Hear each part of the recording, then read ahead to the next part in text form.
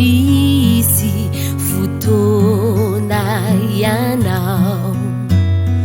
hararao ty deny zao ny antsony drao diso darava uneninao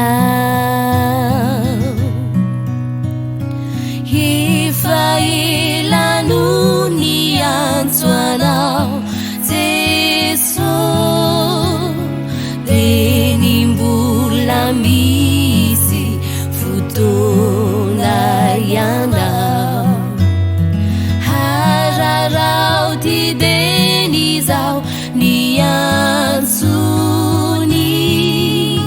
drao diso darava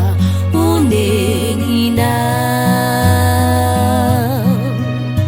ny famonjeny ane no ny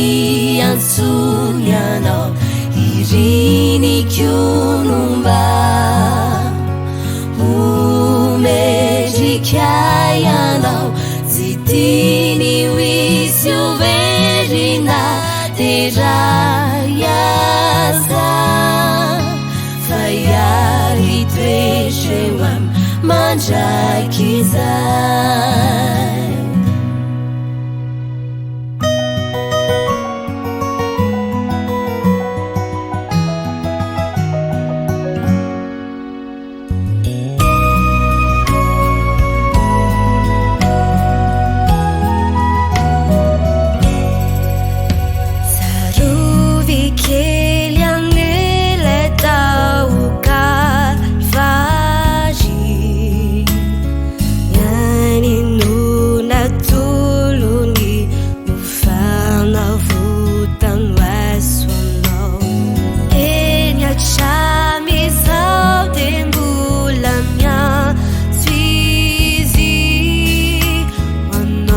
Jason fana Bakevitcha Zaruvi keliane letauka Vaji Yani nuna tuluni ufana vutan weswano Enya chami zaudembulamya Jason fana Bakevitcha ni famonjeny ane nony antsony anao irinikionomba umendrikay anao tsy tiny wisy overina tera Yari twechewa mandraiky zay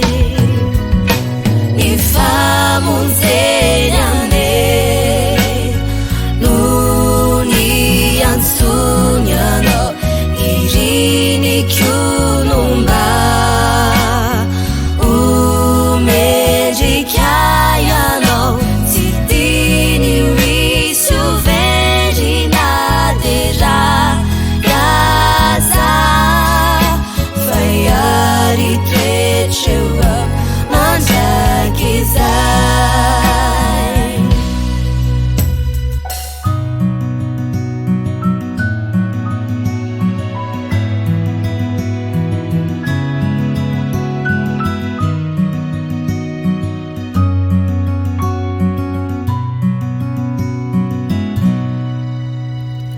hararao ty deny zao ny antsony drao diso darava uneninao eny atramy zao dembola miantso izy hoanao ndray zao fana Bakevitcha tsy tiny wisy